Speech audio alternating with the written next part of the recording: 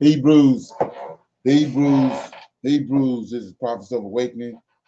This is our Women's Advanced Bible Study night, Thursday night, the 17th of August, 2023. The discussion with inside the class is who is ABISHAG. Okay. I'm going to introduce Prophets of Awakening. Okay. You can check out our videos on our Prophets of Awakening. Check out our the information that they are giving, and you can they'll lead you into the truth. And if you like what you're hearing and receiving, I'm asking you to like, share, and subscribe to the channel. And for those that feel the need to support it, you can check out our Cash App at the bottom of the screen. Be greatly appreciated. This is a non-Messianic channel, and by that I mean that it's we deal with the Tanakh and the Torah. Tanakh being the Old Testament, the so-called Book of Remembrance, and the Torah, which is the 45 books of the Old Testament, the books of the law that were given by Moses, given to Moses by the Lord of hosts. Shalom and welcome to our Women's Advanced Bible Study. We're going to do our normal, which is a moment of silence, a prayer, Psalms. We got some women's help, and then we're going to some current events, a little need to know information, and we'll open it up for anyone that have questions or comments. Then we'll go into our topic, which is who is ABISHAG. Okay, so this moment of silence is for the Lord of hosts, and all that he's doing to bring about what he spoke a long time ago, that he's going to come and return to his people, his heritage, and deliver them from among the Gentiles where he scattered. Okay. Oh Lord, we thank you for your great mercy and your great power and your wisdom. And we charity waiting for your powerful deliverance of your people, Israel. Oh Lord, you have given us insight into the scriptures of our forefathers. And you, oh Lord, have directed us to who you are and your role in the goings on of heaven and earth. Oh Lord, you spoke through your prophets, Isaiah, and said that you would help Abraham's seed in these last days. Whom you have scattered. You have completed that promise as of this day. You said, oh Lord, that you will remove the darkness from around us. Tarry not, oh Lord, the latter days are here. And we are waiting and watching for you to deliver us. Peace be unto you. Okay.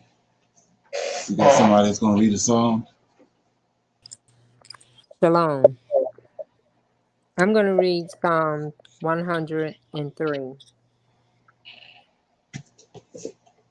Psalms 103. Bless the Lord, O my soul, and all that is within me. Bless his holy name. Bless the Lord, O my soul, and forget not all his benefits. Who forgiveth all thy iniquities, who healeth all thy diseases.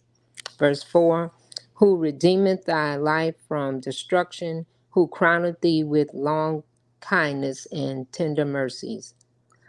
5, who satisfieth thy mouth with good things, so that thy youth is renewed like the eagles. Verse 6, the Lord executeth righteousness and judgment for all that are oppressed. 7, he made known his ways unto Moses, his acts unto the children of Israel. 8, the Lord is merciful and gracious, slow to anger, and plenteous in mercy. 9, he will not always chide, neither will he keep his anger forever. 10, he hath He hath not dealt with us after our sins, nor rewardeth us according to our iniquities. 11. For as the heaven is high above the earth, so great is his mercy toward them that fear him. 12. As far as the east is from the west, so far hath he removed our transgressions from us. 13. Like as a father pitteth his children, so the Lord pitteth them that fear him. 14. For he knoweth our frame, he remembereth that we are dust. 15. As for man, his days are as grass, as a flower of the field, so he flourish. For the wind passeth over, and it is gone, and the place thereof shall know it no more. But the mercy of the Lord is from everlasting to everlasting upon them that fear him, and his righteousness upon children's children. 18. To such as keep his covenant, and to those that remember his commandments to do them. 19. The Lord hath prepared his throne in the heavens, and his king ruleth over all. 20. Bless the Lord, ye his angels that excel in strength, that do his commandments. Hear it, hearken unto the voice of his word.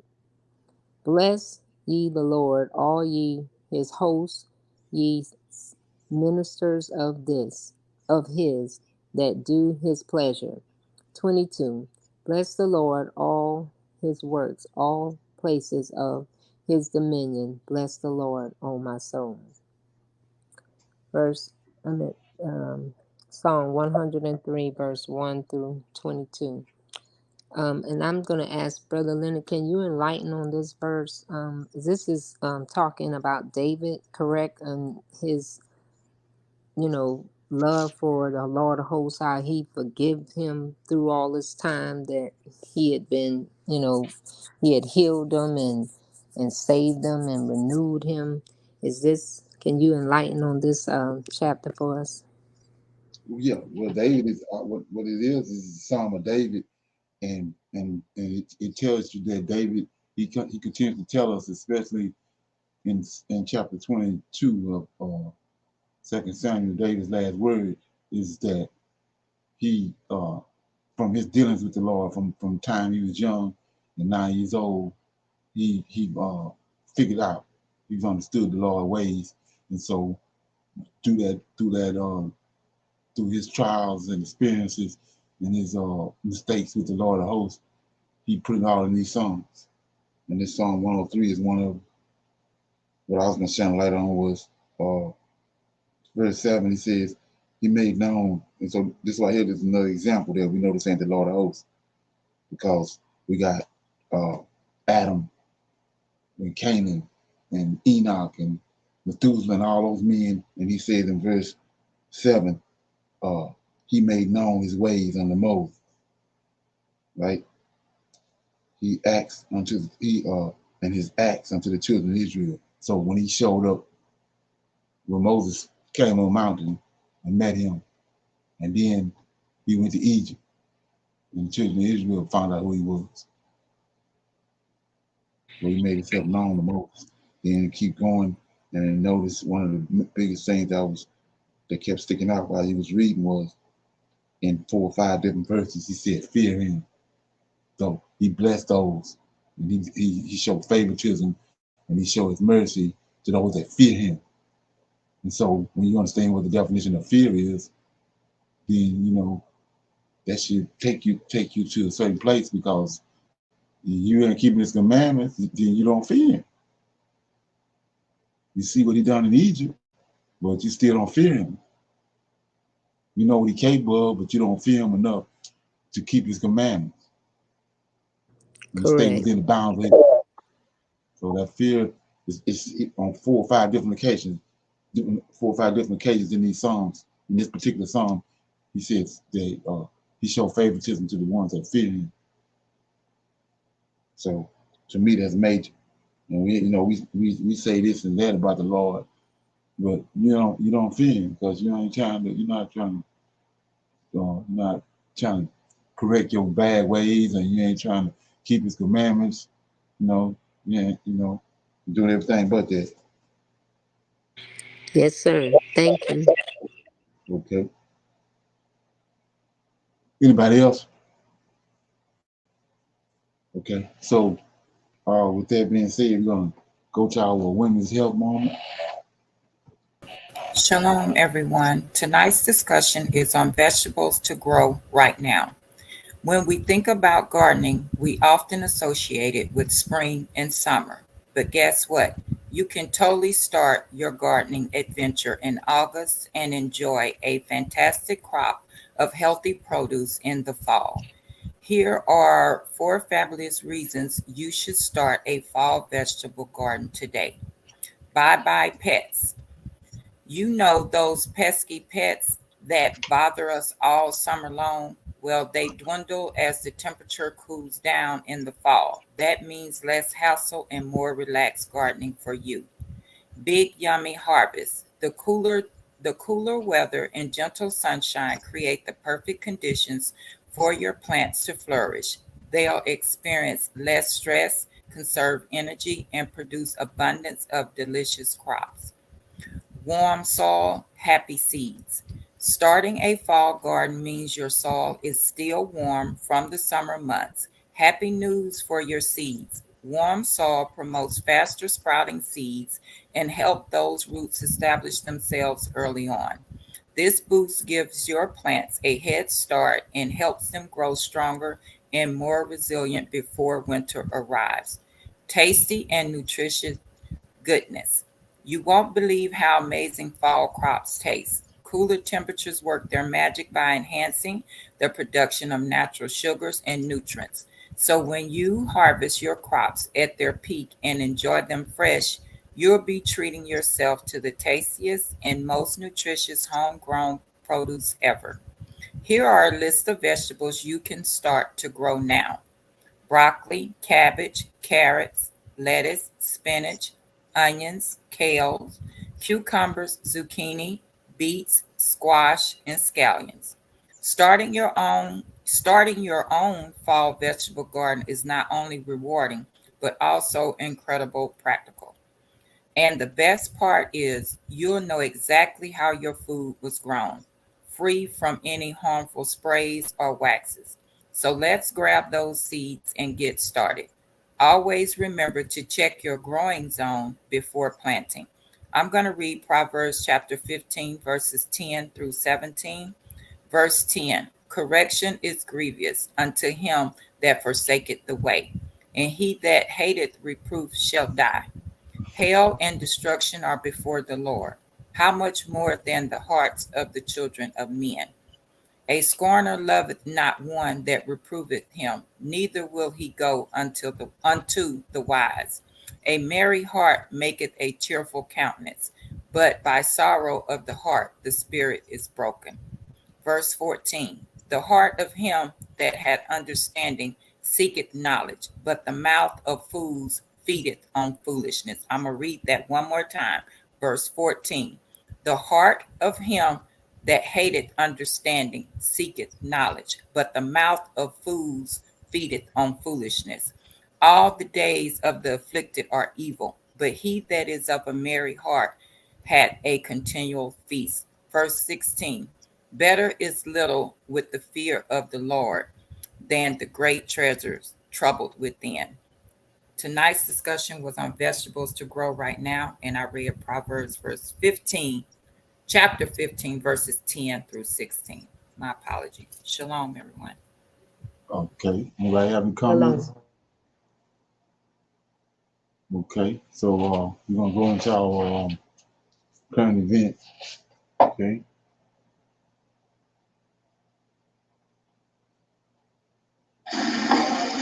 The ECOWAS chiefs of staff have now resolved to go ahead with a military intervention in Niger. So if nobody don't know, they decided to invade Niger, these other black countries. When this meeting was postponed initially, many thought that they were trying to gauge the opinion of ECOWAS people. But despite the opposition from the African Union, from the ECOWAS Parliament, from the Nigerian National Assembly, from the Ghanaian Parliament, from Nigerians living along the border with Niger. The ECOWAS chiefs of staff still insist that they will go ahead with a mobilization in preparation to invade Niger.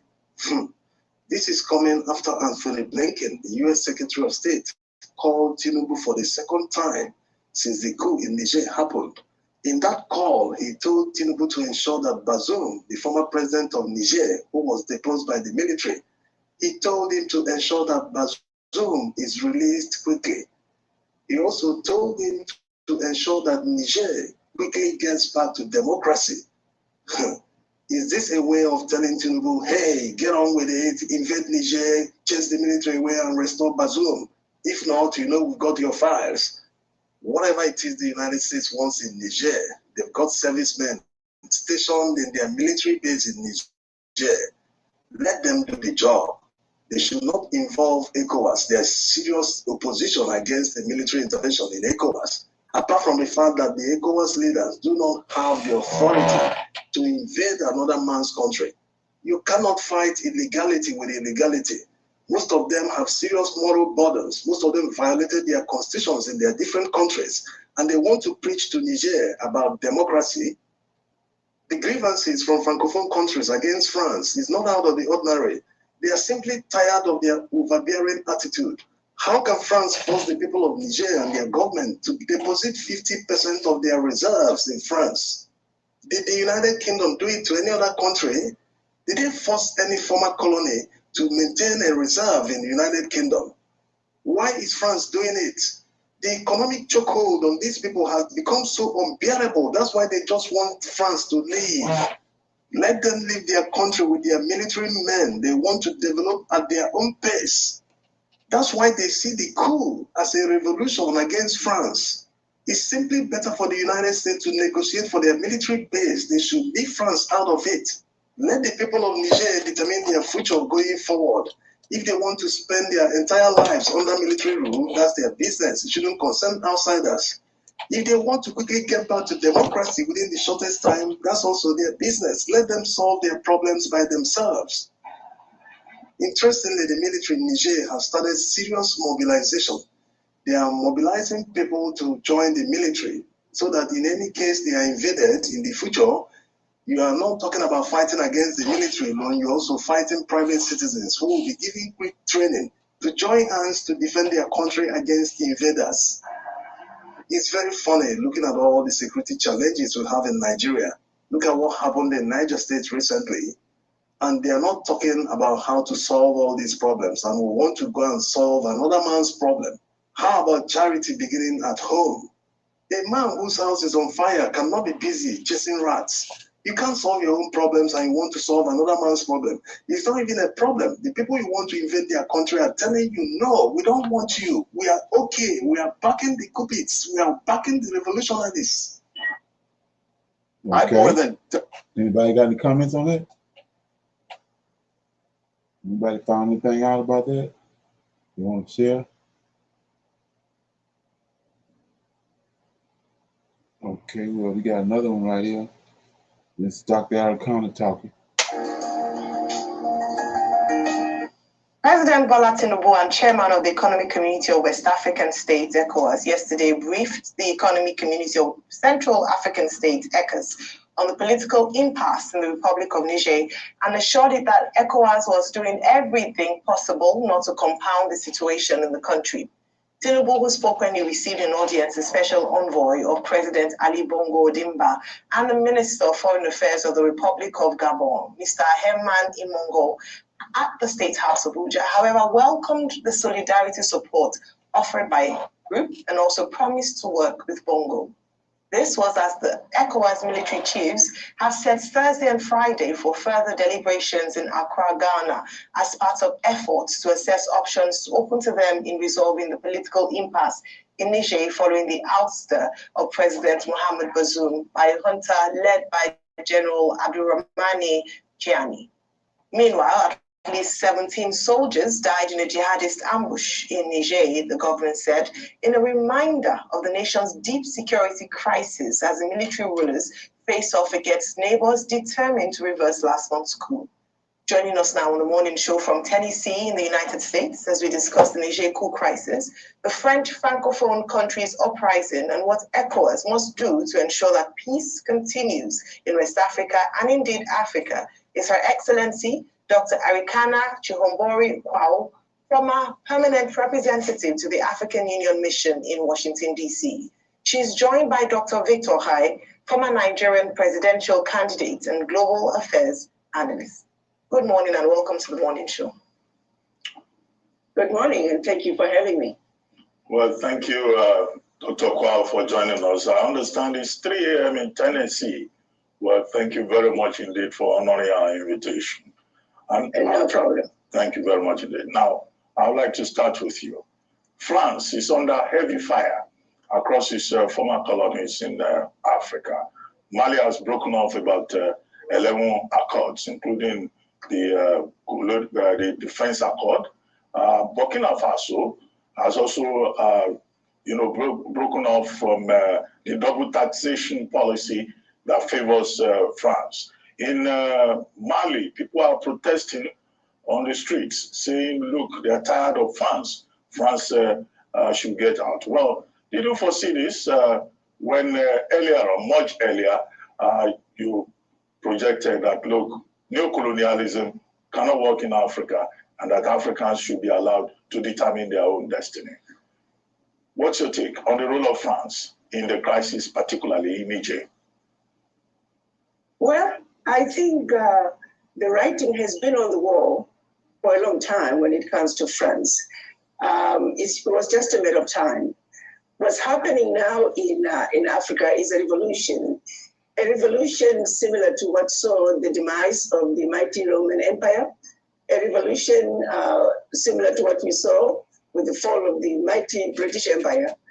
There is no way that the West would have continued to exploit and plunder African natural resources, abuse the Africans for as long as they have. The end is here, and I hope France does see the writing on the wall. This is just the beginning of the African Revolution, and it is not going to stop. I think that France has gotten away with a lot over the years, and it's not just France, most of the Western powers for that matter.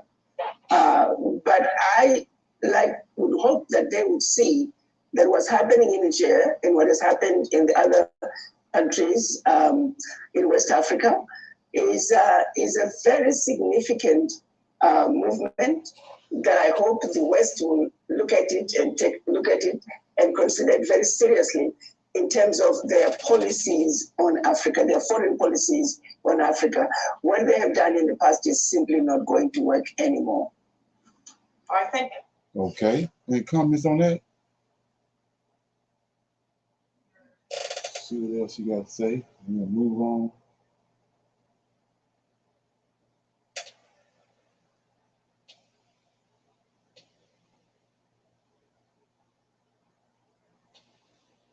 Okay. Hi, I'm Alexander Green, Chief Investment Strategist for the Oxford Club. And today I want to give...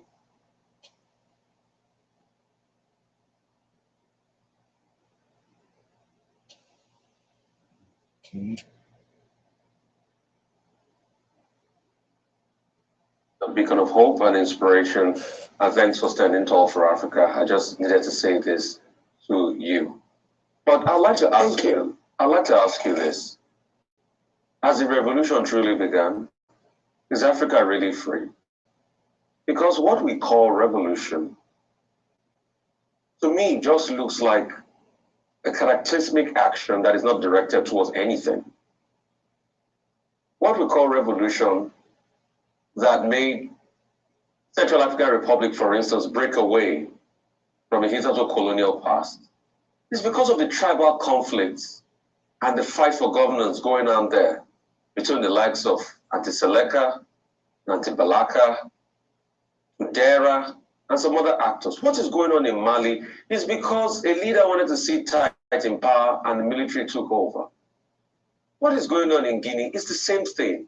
It's the same cycle of dance we've always had that made Africa, since we got independent, since most nations got independent in the 1960s, to 1990 have over 110 coups. Is that not the same movement without action or movement without purpose that we are going through, that we are mistaken for a revolution? That's one to you. And for Dr. Okai, are we truly there? Just to ask you that, after you, ma'am. I see what's happening in Niger, Burkina Faso, Mali, and Guinea very differently. If you look at the previous coups, those were orchestrated by Western powers, majority, of course, orchestrated by France. They had their own intentions, in a few quite documented very well.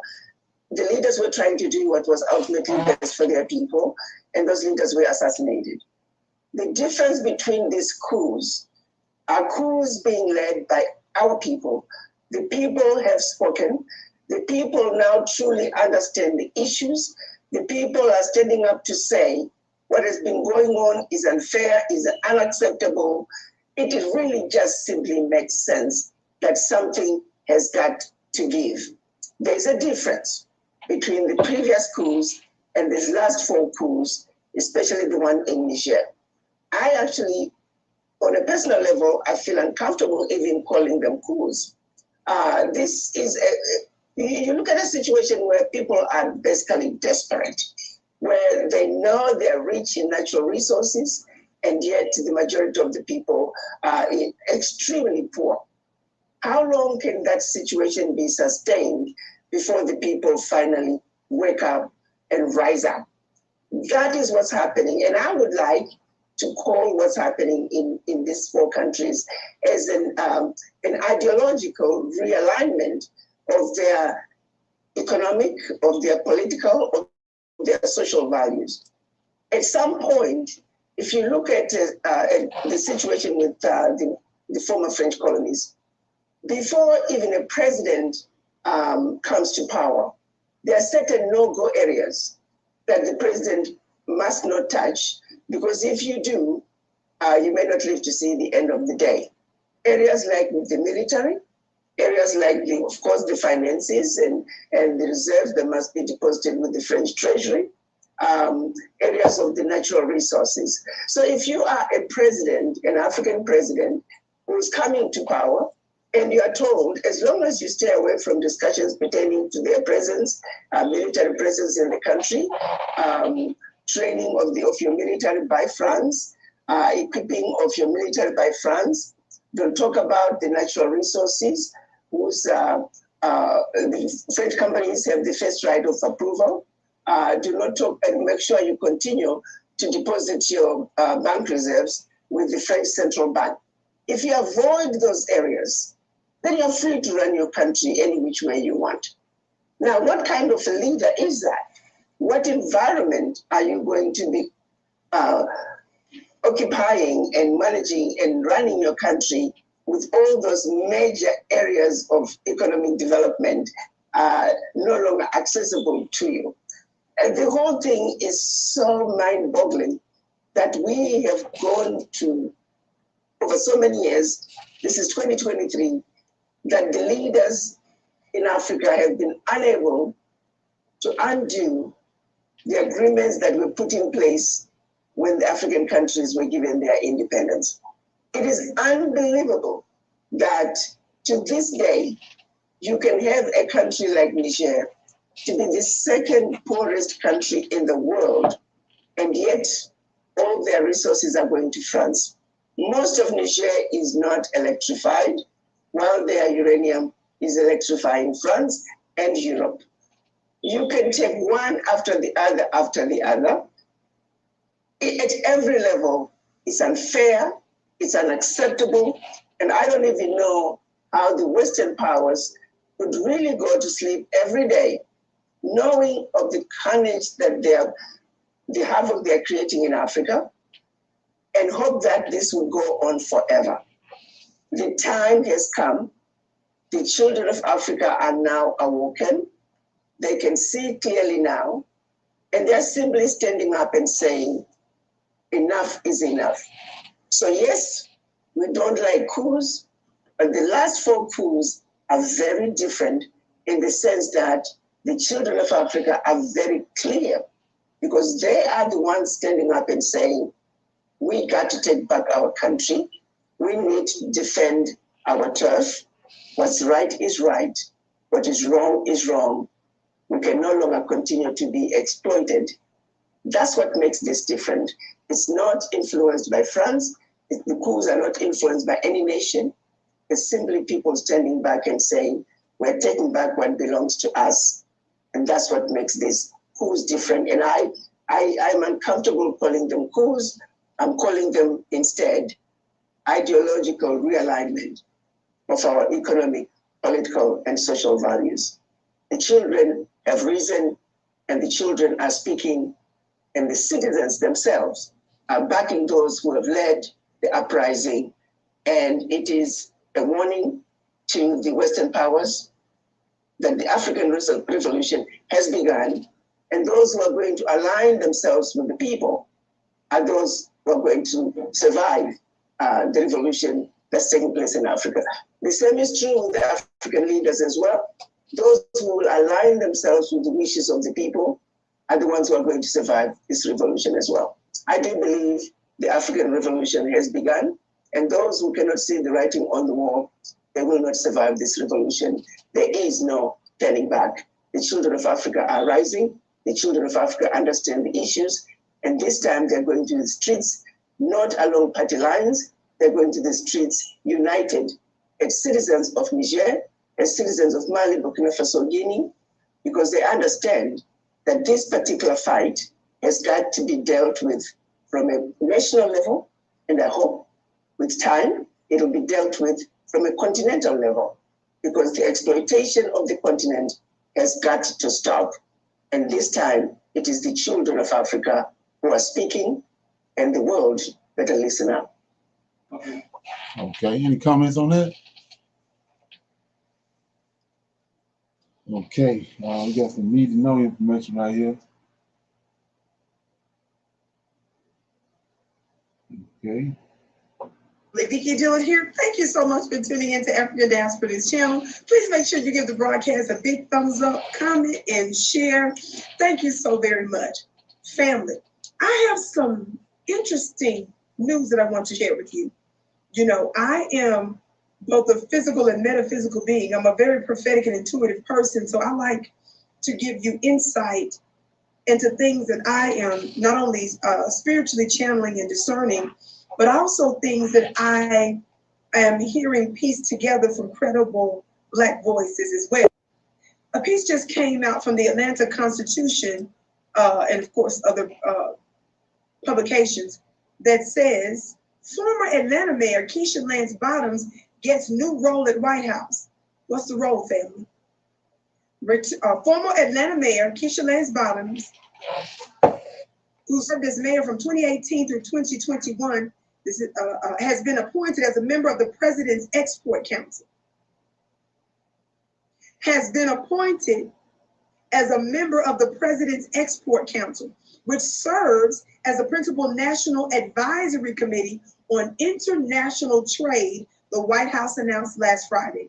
Specifically, the White House said the council advises the president on government policies and programs that affect U.S. trade performance, promotes export expansion, and provides a forum for discussing and resolving trade-related problems in business, industrial, agricultural, labor, and government sectors.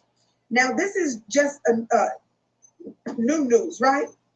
Well, family, it is absolutely no accident that the entire world has been talking about, threatened by, and shook by this new alliance of BRICS. Yes, Brazil, Russia, India, China, South African alliance. We know that new confederations, organizations, alliances that have a strong economic emphasis, monetary emphasis, for a multilateral world to live in, multipolar world, has been shaking America and Western powers. Obviously, the powers that shouldn't be want to maintain their hegemony over the world. And one of the greatest ways they do that, not only because of America's ridiculous numbers of bases and installations she has around the world that serves as a bully platform. So instead of America actually exporting lots of commodities and materials, her biggest export is police in the world, being the world's bully. Well, more and more nations are wanting to join BRICS as well as some of these other melanated organizations, right? I'm giving you a warning.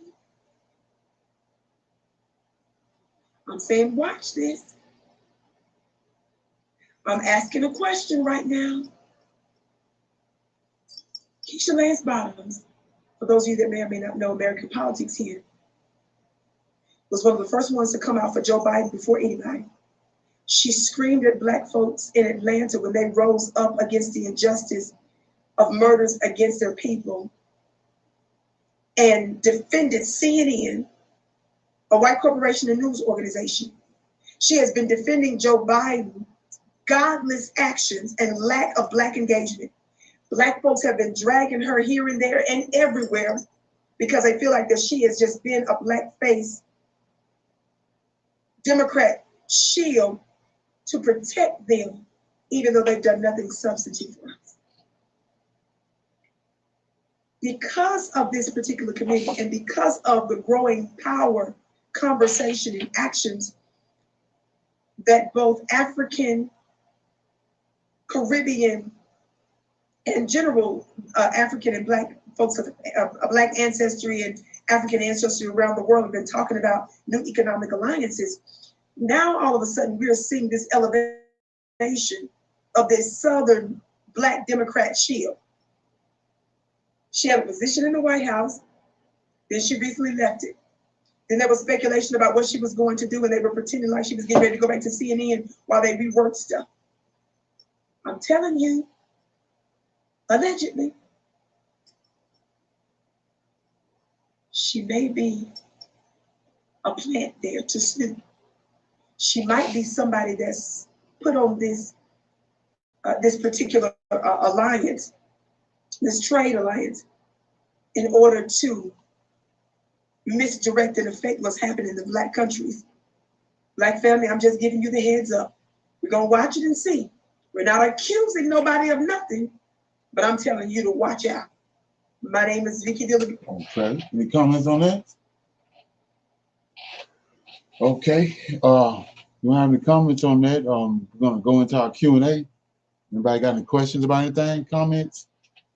About anything they want to talk about before we go into the lesson? Yes, sir. Okay, earlier I was about to speak on when the young lady was speaking about when you become a African president, what you can and cannot do. That is also over here in the United States. There are things that the president can and cannot do pertaining to who they can, help and who they can't help. So we do, the West and them have similar when it comes to the presidency. And then when she just spoke about the young lady, coming into action, what came to my mind is a boule. Right, exactly. And so not only they, yes, sir. Yes, sir. Not only letting the men do it, they're pushing the women out there to do it. Right, exactly. So you see the same, when we was talking about that Saturday was, you see the same thing, programs that they've been using to oppress and generate us over here. They're using the same program in Africa. No different. And that's one of the reasons why it's a dead cat on the line, because of for hundreds of years they kept us in the dark on Africa. And everything to news channels, Hollywood and all that, had nothing to really, nothing positive or nothing really to say about Africa, or no no kind of information or news on it for us to get, you know, any positive news. Now all of a sudden you got this year return, and you got Ghana and all this stuff they're showing because they got a hidden agenda. These, uh, these bankers, Illuminati, Edomite bankers, they got, you know, they got another Ponzi scheme going. Yes, sir. Shalom. And what I want to input on that is also that because we haven't heard so much, they were going over their, like the Peace Corps and everything, trying to get them all to be Christians and getting them to believe the Christian way of the West. So that's the monopoly they're putting out there in Africa for them to, you know, see what they want them to be like, what they had the slave to be. Your master, believe in this and do that, and everything will be all right. And when they incorporate that with the Peace Corps and getting all the Christians, because all these big evangelists and Right. mega churches are showing us them hungry, showing us they don't have food, and they're giving them mush. I would say, look like, you know, they can't accept real food. They have to have oatmeal or something like that, cream of wheat or Right. something, and they're showing them pulling out of it, and then they'll show them sitting by flies and everything. So we did have a perception that they were way off than we are, which that was not the case. Right. So what did they give us back in the day on the plantation? Same thing, oatmeal. Pig guts and stuff like Yeah. that. Did you see? You ever seen Uncle Tom Cabin, the movie? I saw some of it back in That's the what day. I don't remember most of it. you get a chance, check it out. They was same thing they giving the people over there. They show on those feed Africa programs and all that. Is that same stuff in the bowls? It's the same stuff, right? Which it don't cost for the money that they receiving from the support. You know, you can get something better than that. So they just you know, it's like flopping hog. That's all they're doing. Yes, sir. So back in 80, I think it was 81 or 82, the lady that played on All in the Family, Struggers, can remember her name. They caught her just embezzling the money that she was saying to go over there. Right, exactly. That ain't nothing new. Yeah, that's just like JC. He's talking earlier about them introducing JC to Africa. Well, he a Ponzi scheme in itself. He a big ticket item. They made trillions and trillions and quadrillions of dollars off of him. He ain't nothing but a Ponzi scheme itself. Okay, that's why you got so many the crooks. They ain't gonna never let him go because he a big time. He a big ticket, big money maker. Yeah. Anybody else got anything they want to bring up or talk about? Okay. Yeah. So the topic that's inside the class is ABISHAG, which is ABISHAH. Do anybody know what that is? Does anybody tell me anything about it?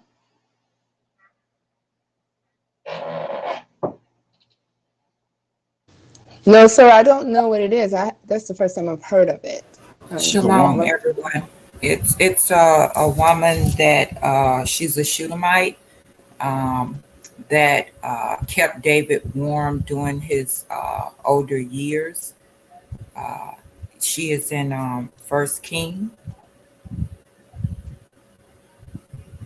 Okay, yeah. So let me read that before we go any further. So this is a female, a young virgin woman that during the time when David got old, uh, he had some kind of sickness where he couldn't stay warm.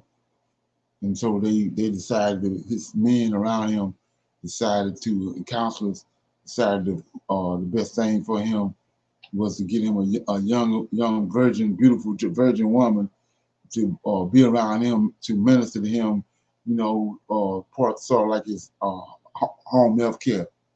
Whatever he needed to go get it for him, and then at night she was to lie with him in bed, keep him warm. But they wasn't having no kind of sexual connection. But she was to be just like sort of like a concubine. But yeah, so let's read it. So I'm in First King when it says in chapter 1, verse 1. Now King David was old and stricken in years, and they covered him with clothes, but he could not get heat. Wherefore his servant said unto him, Let there be sought for my lord the king a young virgin, and let her stand before the king, and let her cherish him, and let her lie in thy bosom, that my lord the king may get heat. So they sought for a fair damsel throughout all the coast of Israel, and found Abishag, the Shunammite, and brought her to the king. And the damsel was very fair, and cherished the king, and ministered to him, but the king knew her not. Okay, so this is who Abishag is. Okay, we've been over this before, but I think when we went over it, it had to do with tied to Bathsheba, which is, you know, Bathsheba is one of David's wives, and she got sons. She got Solomon for David, and then she got other sons like Adoniah, and so David is in his old age, and everybody in uproar because they don't know David in his final days. They don't know whether who's going to take David's place, who's going to replace him, which one of his sons is going to replace him. But the Lord had already appeared to David in a dream and already told him Solomon was going to follow him. Adoniah is the next, is the eldest, which is how they supposed to go. But the Lord already came and told him Solomon going to succeed him. So at this point right here, you know, Absalom was, but we know what Absalom did, and Absalom got killed. So Abishag was next in line. I mean, Adoniah was next in line, but the Lord, like I said, came to David in a dream and told him that Solomon was going to be his successor. And then David, being that Bathsheba was held his heart, he told Bathsheba and made a promise and a vow to her that Solomon was going to succeed him, because the mother boys was wicked, just like Absalom was. And as soon as David died, Adoniah was going to take the throne. Matter of fact, he went and started and got himself anointed and all that. And he was going to kill all the rest of them, the boys and their mamas. So they was afraid. So we're going to get into that, but right now I'm just trying to introduce you to Abishag. So that word that means, the word Abishag means given to. So like I was saying before, the name means everything. You know, when those kids are born, when the Most High named the angels and all that, the power and the destiny, the destiny of that child is in the name. So you empowering this kid by the name that you give it. So it means to be given to. And that's exactly what happened. She was given to David. It'll not only in the crucial time in David's life, but in a crucial time in the history of Israel. She was given to David. So let's look at that. Got some information here. Okay. Anybody got any comments so far? It says, this is a different description of what I just read. I'm just read this. It says, in David's King David's old age, he developed a secretary problem, and a beautiful young woman named Abishag was brought to the king to attend to him and to keep him warm. Abishag slept in the king's bed to provide body heat, though she and David were never sexually intimate. That's First Kings 1, verses 1 through 4. After David's death, his son Solomon became king. Shortly after, another of David's sons, Adoniah, who had at one time tried to take over the kingdom, hatched another plot to wrest control from Solomon. And Adoniah's first step was to ask Solomon's mother, Bathsheba, to secure Solomon's permission to give him Abishag. And Adoniah's request seemed inconction enough, but it was full of subterfuge. Solomon's initial response was one of indignation. He said to his mother, "Why do you request Abishag, the Shunammite, for Adoniah? You might as well request the kingdom for him. After all, he is my older brother." That's 1 Kings chapter 2, verse 22. And Solomon rightly saw Adoniah's desire to marry Abishag as part of his brother's ongoing attempt to take over the kingdom of Israel. So he's not. She's a virgin, and she's well, she's pleasing to look upon and all that. But he wanted her because of, in so many words, she was a concubine of David's, and she represented kingship because of her role with David. So Abishag called her as Bathsheba to go in to talk to David, to try to get her for him, not understanding what he's doing. But Solomon's quickly seen through it. So let's read that from the King James. So it says, this is starting at chapter 1 of 1 Kings to 5. And Adoniah, the son of Haggai, but they got different mothers. Bathsheba is Solomon's mother, and this Haggai is Adoniah's mother, saying, "I will be king." And he prepared him chariots and horsemen and 50 men to run before him. And this is why David's still alive, right? And so his father had not displeased him at any time in saying, "Why hast thou gone down done so?" And he also was very a goodly man, and his mother bore him after Absalom. And he conferred with Joab, the son of Zeruiah, and with Abiathar, the priest, and the following Abijah helped him. But Zodok, the priest, and Benaiah, the son of Jehoiada, and Nathan the prophet, and Shema, and Ruth, and the mighty men which belonged to David were not with Adoniah. And Adoniah slew sheep and oxen and fat cattle by the stone of Zolet, which is by Enrogel, whatever that is, and called all his brethren, the king's sons, and all the men of Judah, and the king's servants. But Nathan the prophet, Benaiah, and the mighty men, and Solomon his brother, he called not. Wherefore Nathan spake unto Bathsheba, the mother of Solomon, saying, "Hast thou not heard that Adoniah, the son of Haggith, doeth reign, and David our Lord knoweth it not? Now therefore come, and let us, I pray thee, give thee counsel, that thou mayest save thine own life." So right here, as soon as David died, if they allow this to continue on, he's gonna kill everybody else in the seed royal and their family members too. So it says, "Give thee counsel, that thou mayest save thine own life and the life of thy son Solomon. Go and get thee in unto the king David, and say unto him, Didst not thou, my lord, O king, swear unto thine handmaiden, saying, Assuredly Solomon thy son shall reign after me, and he shall sit upon my throne. Why then do Adonijah reign. Behold, while thou yet talkest, there was a king. I also will come in after thee and confirm thy words. And Bathsheba went in unto the king into the chamber, right? And the king was very old.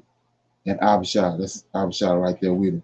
And Abishag the Shulamite ministered unto the king. And so she got her job is to get all up on him and get him warm. So like we kind of went over this before, but look at the situation. Bathsheba is his wife, and she got children for him, and she got to come in there. Abishag standing there all up on David trying to keep him warm. So obviously, there's a whole other mindset that was in Israel at the time, not the mindset they got now. So anyway, he says, 16, and Bathsheba bowed. Look at that. After all that, she seen all this. Bathsheba bowed and did obstinance unto the king, and the king said, why wouldest thou? What wouldest thou? And she said unto him, my lord, thou swear by the Lord thy God unto thy handmaid, saying, assuredly Solomon thy son shall reign after me, and shall sit upon my throne. And now behold, Adonijah reigneth. And now, my lord, the king, thou knowest it not. And he hath slain oxen, fat cattle, and sheep in their abundance. And have called all the sons of the kings, and Abiathar the high priest, and Joab the captain of the host. But Solomon thy servant have he not called. And thou, my lord, O king, the eyes of all Israel are upon thee. And thou shouldst tell them who shall sit on the throne of my lord the king after him. Otherwise it shall come to pass, when my lord the king shall sleep with his fathers, that I and my son Solomon shall be counted offenders. And lo, while he yet talked with the king, Nathan the prophet also came in. And they told the king, saying, behold, Nathan the prophet. And when he was come in before the king, he bowed himself before the king with his face to the ground. And Nathan said, my lord, O king, as thou said, Adonijah shall reign after me, and he shall sit upon thy throne, on my throne. For he is gone down this day, and hath slain oxen, fat cattle, sheep in abundance, and he hath called all the king's sons and the captains of the host, and Abishag the priest, and behold, they eat and drink before him, and say, God save the king Adonijah. But me, even me, thy servant, and Zodek the priest, and Benaiah the son of Jehoiada, and thy servant Solomon have not called. Is this thing done by my lord the king? And thou hast not showed it unto thy servant, who shall sit on thy throne of my lord the king after him? Okay. Then David answered and said, call me Bathsheba. And she came into the king's presence, stood before the king, and the king swore and said, as the Lord liveth, that have redeemed my soul out of all distress, even as I swear unto thee by the Lord God of Israel, saying, and surely Solomon thy son shall reign after me, and he shall sit upon my throne in my stead. Even so will I certainly do this day. Then Bathsheba bowed with her face to the earth and did reference to the king and said, let my lord the king live forever. And the king said, call me Zodek the priest and Nathan the prophet, Benaiah the son of Joanna. And they came before the king. And the king also said unto them, take with you the servants of your lord, and call Solomon my son to ride upon his own mule, and bring him down to Gihon, and let Zodek the priest and Nathan the prophet anoint him there, king over Israel, and blow ye the trumpet, and say, God save the king. So that's what was going on with that, with the situation. And the thing about it is, like I said, the whole time, Abishag saying that she's, I think when they originally went and found her, she was 12 years old when he originally found her and brought her to be a servant to, like I said, like a living maid today in his old age. And so, let me read some more of this.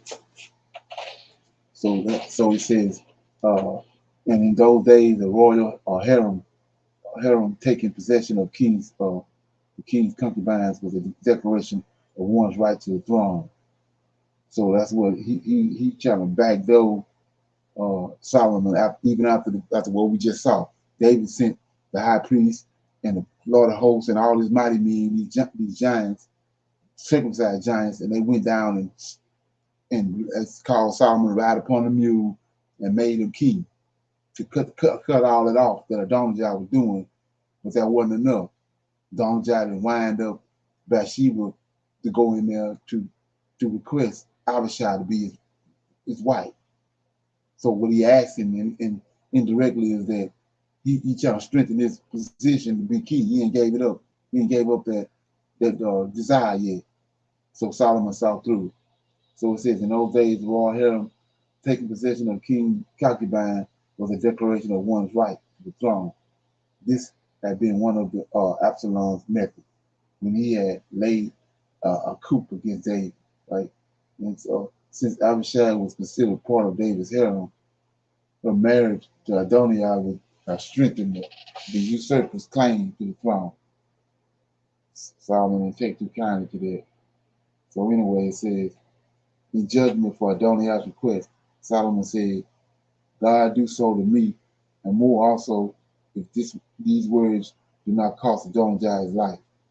And he quickly sent Benaiah, this is a mighty man, one of their father's mighty men, to execute Adonijah, right? Then it says, so this is what a lot of people don't know right here. Okay, it says, go down some more. The tension between Adonijah and Solomon had been long standing. So long before that, Adonijah and Solomon had issues already. It's sort of like, let me get this, and it's good to know this stuff because just like with Joseph and his 12 brothers, you know, they obviously seen there was a difference in them and Joseph, and because of that, you know, Jacob, or just like David, they dealing with the Lord of hosts. The Lord of hosts communing with them, talking back and forth. So he'd already told him, you know, what's up with Joseph. And then not only that, it's what Joseph came from. Joseph's mother was all that Jacob had went through to get Rachel. He had a very soft spot in his heart for Rachel. And Joseph was one that it took her a long time because her womb was closed up. But then finally, when the Most High opened the womb, it was Joseph. And that's what his connection is with Joseph. You know, and the same thing going on David and Solomon. David had this whirlwind romance with Bathsheba. He went through hell with Bathsheba. And then Bathsheba gave him Solomon. So it's a rift right there between them two boys. And that's, like I said, it's nothing new on the sun. Same thing went on with Joseph and his brothers. So the tension between Adonijah and Solomon had been long standing from their youth, right? Adonijah was older than Solomon and therefore, under normal circumstances, in line. Same thing with Jacob and Esau, in line before Solomon for the throne. But God promised that Solomon would be king. And Adonijah had already attempted to set himself up as king, and David was still alive. And when David was notified of the plot, he quickly made Solomon kingship official. We just read all that. And then it says Adonijah's followers had fled, leaving him in a situation where he could have been killed for his rebellion. King Solomon mercifully granted Adonijah his life on condition that he pay homage to the king and give up his claim to the throne. So this, when he went and do all that sacrificing and got himself anointed and blew the shofar and all that, Solomon still forgave him. But then when he came and coerced Bathsheba to come in there to get Abishag, that was the last straw. That's when Solomon killed him. So it says, an interesting theory put forward by some scholars is that this is where we get interesting at, that Abishag appears later in the Song of Solomon, that she is in fact the Shulamite of the Book of Psalms, right? So we're gonna read that in a minute. There is no solid biblical evidence for the link between the two, other than the similarity between the word Shulamite. So let's look at that. I'm gonna shine a light on that very quick. So if you go to back to First Kings, right, you'll see that that word Shulamite, right? It says, okay,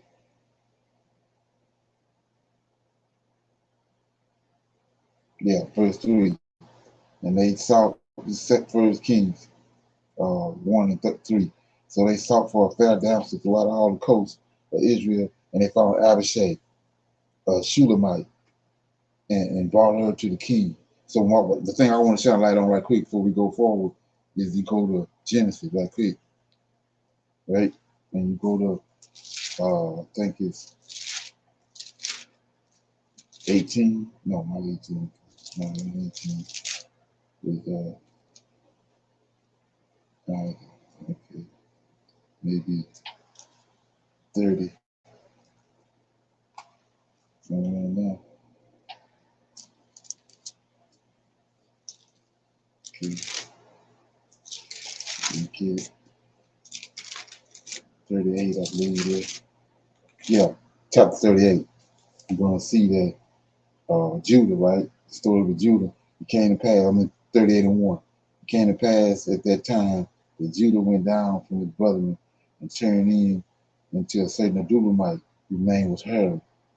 And Judah saw there a daughter of a certain Canaanite whose name was Shu, and that he took her and went in unto her, and she conceived, and he bore a son and called his name Er. And she again conceived and bore a son and called his name Onan. And she had again conceived and bore a son and called his name named Shelam, and he was at Cherwaz when he was at Shizib when he bore him. Okay, so we see that it says her name was Shaul. So when you start looking at the word etymology, it's as if it's the same same family of people. So anyway, it says in verse Kings 1 and 2 and verse 3. So they sought for a fair damsel throughout all the coasts of Israel, and they found Abishag a Shulamite, and they brought her unto the king. So let's go to Songs of Solomon chapter 6. I'm gonna start reading. I'm in Songs of Solomon. Okay. You got it? One moment. So it says, whither is thy beloved gone, O thou fairest among women? Whither is thy beloved? Turn aside, that ye may seek him with thee. My beloved is gone down into his garden, to the beds of spices, to feed in the garden, and to gather lilies. I am my beloved's, and my beloved is mine. He feedeth among the lilies, right? So this is like a love story. They passing words back and forth. And they saying that verses 1 through 3 is Solomon, or is Abishag, talking about Solomon. Then verse 10, verse 4, thou art beautiful, O my love, as Tarzah, comely as Jerusalem, terrible as an army with banners. Turn away thine eyes from me, for they have overcome me. My hair is as a flock of goats that appear from Gilead. Thy teeth are as a flock of sheep which go up from washing, whereof everyone beareth twins, and there is not one barren among them, as a piece of pomegranate or thy temples, wherein thy locks. There are 80 queens and 40 concubines and virgins without number. My dove, my undefiled, is but one. She is the only one of her mother. She is the choice of her that bare her. The daughter saw her and blessed her. Yea, the queen and the concubines, and they praise her. Who is she that looketh forth as the morning, fair as the moon, clear as the sun, and terrible as the army with banners?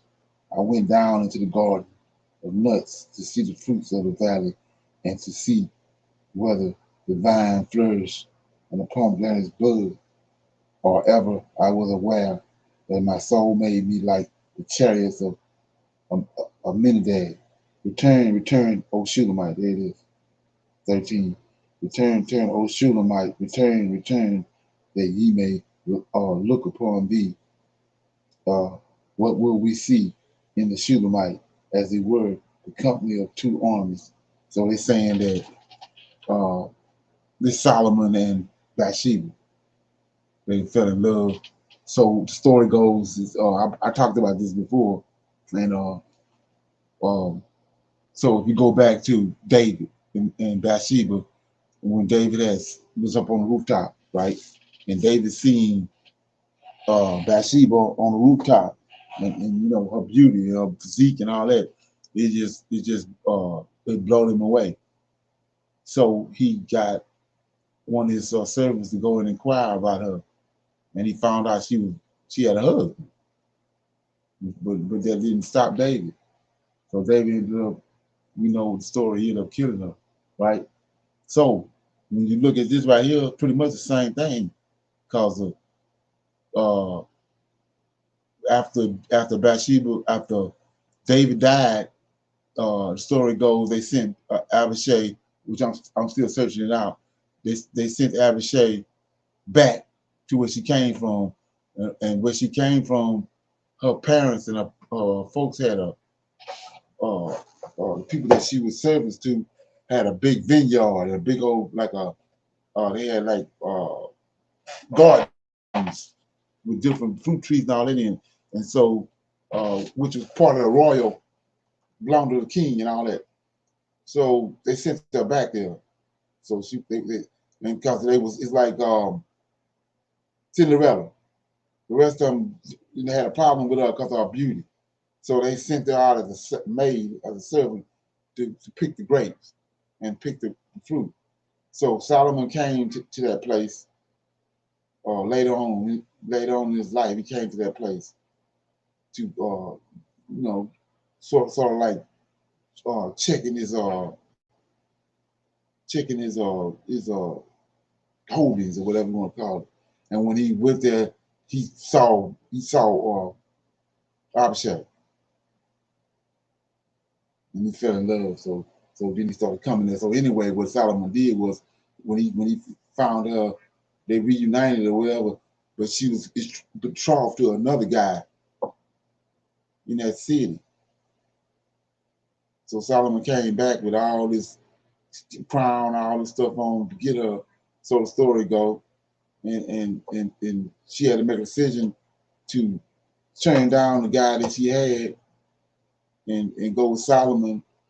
And the story is that, Solomon had some done to the guy to get her. So it's back to the same story that happened with David.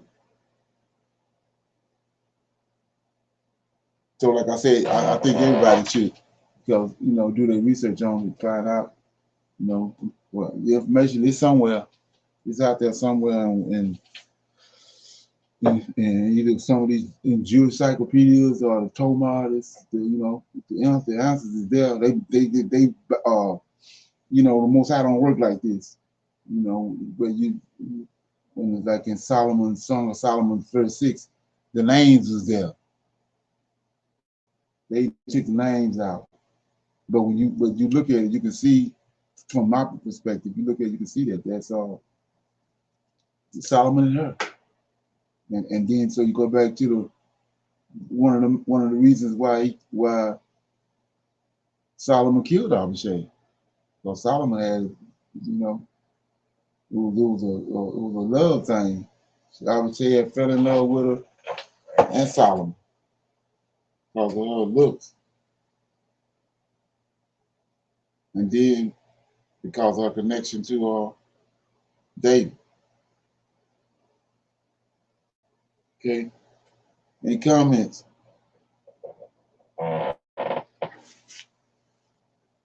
And like I said, it's that word Abishag means to be given, to.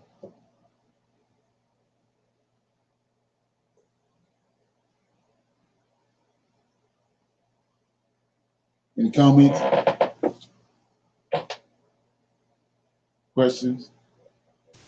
Yes, sir. Even though David's oldest son, like the firstborn to inherit the kingdomship after his Right. son, and being that, just like that brought me to mind of Cain and Abel, where Cain felt that he was going to be, praised for his altar burning of the sacrifice because he was the firstborn, but he wasn't. Right. It wasn't, going to happen that way. And they both Right. end up, being the bad person. So, yes. And what brought me another thing with Bathsheba and King David, she became a queen, which probably no one would have thought that would happen because, her husband was just a soldier under the king. And she's been married before. And then I also with King David, he had true repentance, not just saying, "Oh, forgive me for what I've done." He truly, deep in his heart, was repenting from, I guess, from his soul. He repented.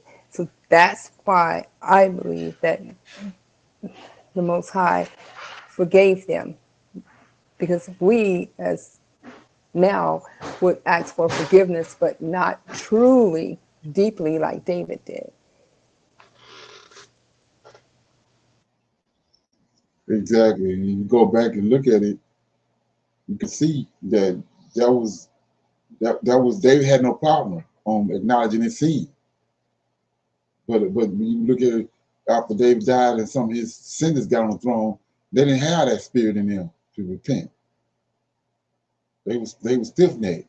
But David had no problem. Even Solomon, in his older age, and when he got older, he repented. David would prostrate himself on the floor and repent. He didn't have no problem with that. And that's the same thing today. You got people that learn 2 or 3 scriptures, and they got issues. There's certain things they ain't gonna do. They gotta, they lifted up, puffed up. Back to what we was talking about with the haughty spirit, is posted up in a person.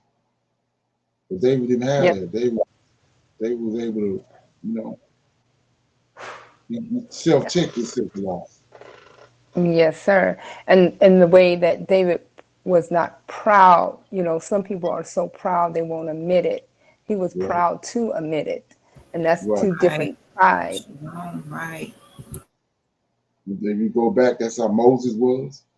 Because when you go to the story of Aaron and Miriam, the Lord had to step in. Moses was so humble that the Lord had to step in. He said, "Don't you know that I represent Moses? And were you not afraid?" So that means that Moses wasn't, Moses was feeding him with a long handled spoon. So he had to step in because like I said, what so many people do today is they exclude the Most High from their situations. They say they love him and all that, but they exclude him from the situation that's going on. And like he said, I heard everything you said. Did nobody come and tell him he was there? He said, I heard the murmuring that you and Aaron doing against Moses behind his back. That's why he turned her white. So it was the same thing today. You know, he hear it. He there too. But everybody excluding him out of the situation. But he there. Like I said, he says a leaf is not a leaf that fall off a tree to the ground and you don't know nothing about it. Okay? And like you get that. Shalom. So that's just like your inner thoughts, that you're thinking things that you're thinking of saying or doing that is not right. The Lord of Exactly. hosts already hear it. And then when you perform it and to ask for forgiveness from that, he said you knew what you was going to do when you did it, and yet you did it. Now you're asking for forgiveness. Well, Is right. that right? Right. That's what I was talking about the other day when I was reading that he's the 7 things he said he don't like. Somebody that's quick to run the evil. So that's a prime example right there. You haven't David self-checked himself. And a lot of those righteous men, they got to the point where they learn how to self-check themselves.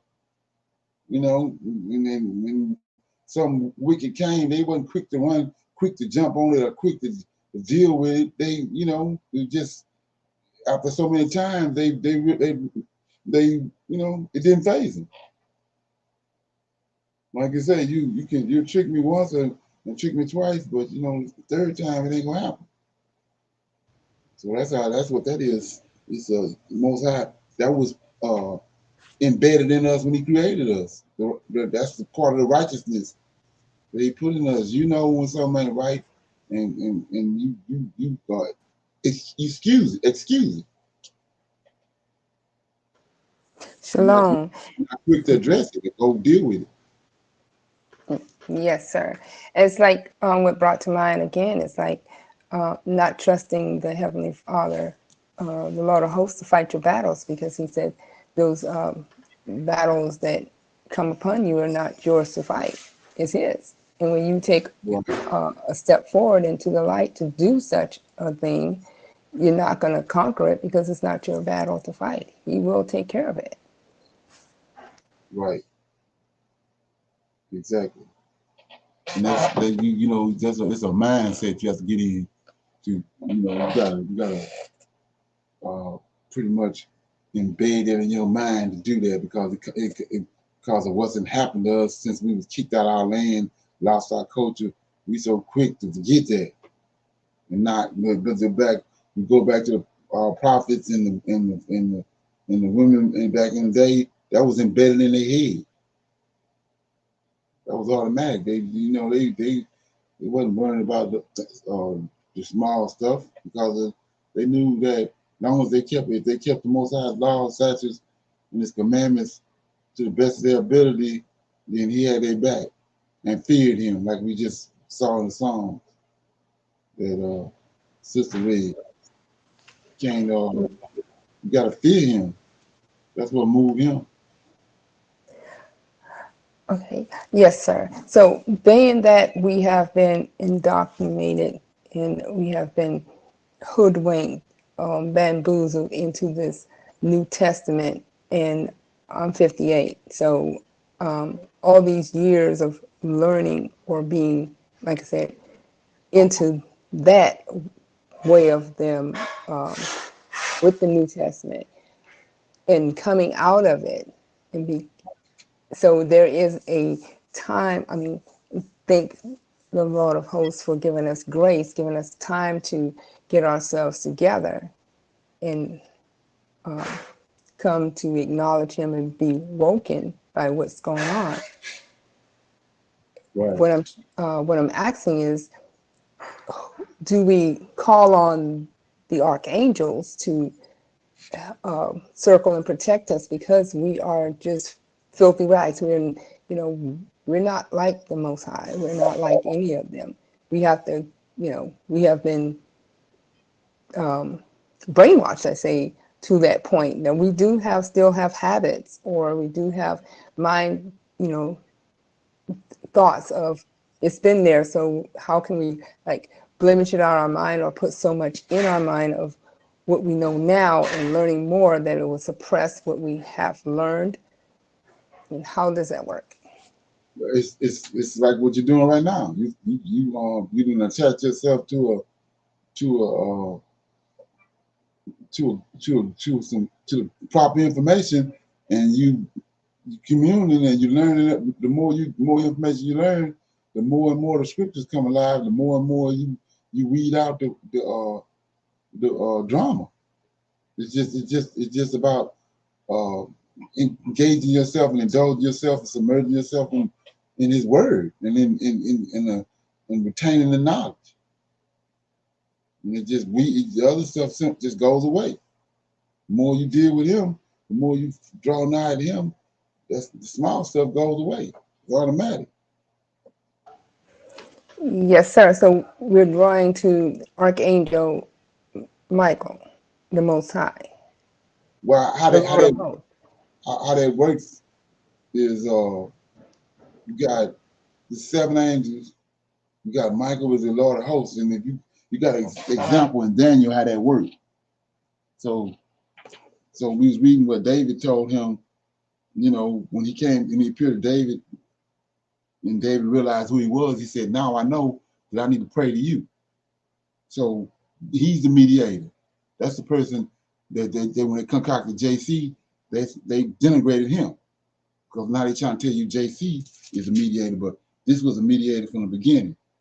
So I'm going to give you an example in Daniel how that works. So 3 men came to Daniel, right? In Daniel chapter 8, I think it is. Let me see. Yeah. Change chapter. Let me get my other Bible. I tore that page up. Okay. Daniel chapter 8 says,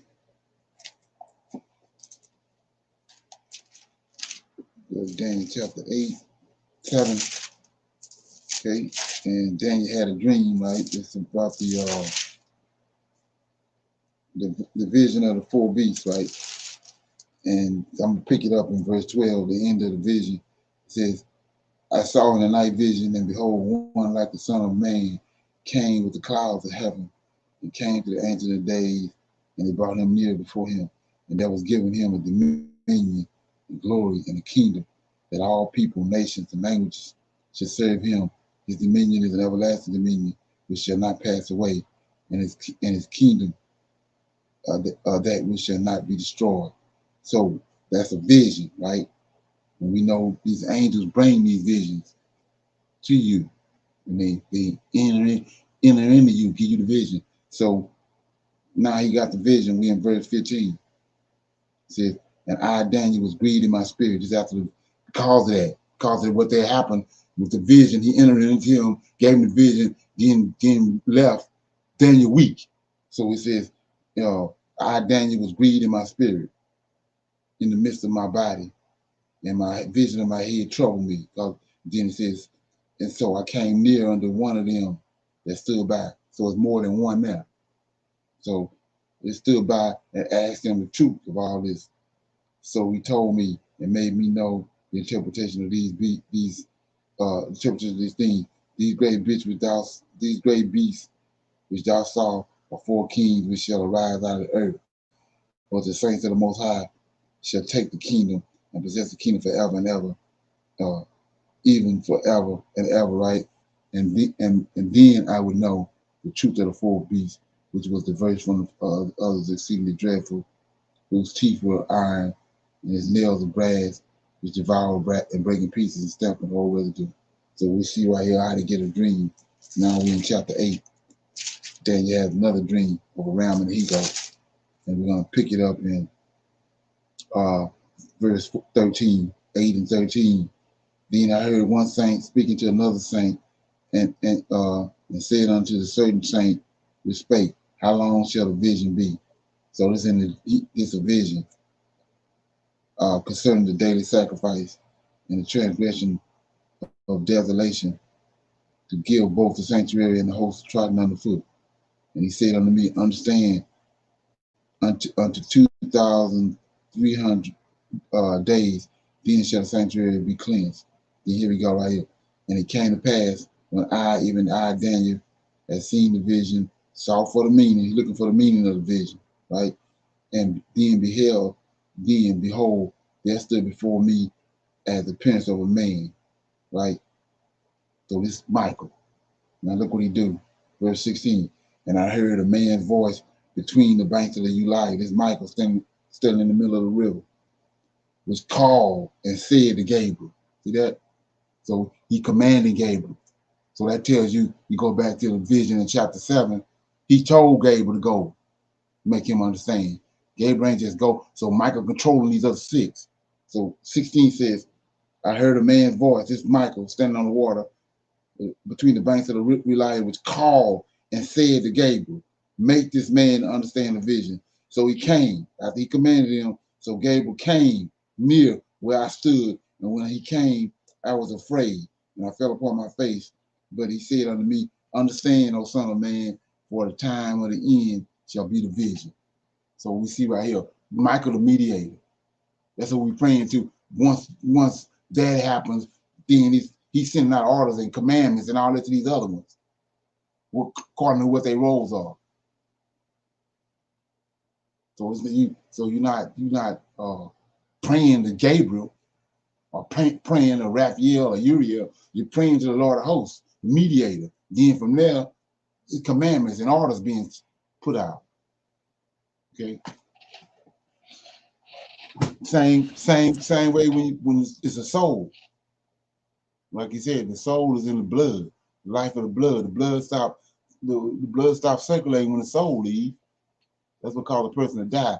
So at that point, at that moment, same at birth, it's a soul placed in the body, and then it's a soul. That soul is released from the body when they die. With those, it's roles. These angels being commanded, let's take that soul back to heaven, send it to heaven. Same when they bring it to and put it in the body. It's commandments going on. It's an order to it. Shalom. Yeah. The book you wrote, his story, the Elohim of Israel, has all of the angels' purpose as they get Right, command exactly. from the Lord of hosts. Yes, sir. Right. Yeah, that's a good book, good tool to use. Like I Yes, said, sir. between that, the biggest secret by David Icke and King James Bible and Apocrypha. That's how I started out. I just added that other, from what I learned, I added that other book. Yeah. So yeah, it's an order to that. Anybody else?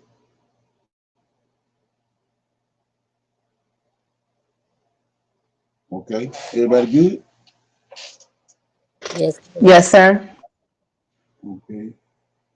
Yeah. So we'll be on Clubhouse tomorrow night. I should post the topic probably around noon tomorrow. I want to say shalom to everybody. I enjoyed the class. I'll see y'all tomorrow night. Shalom, everyone. Shalom, everyone. Shalom. Shalom. Shalom.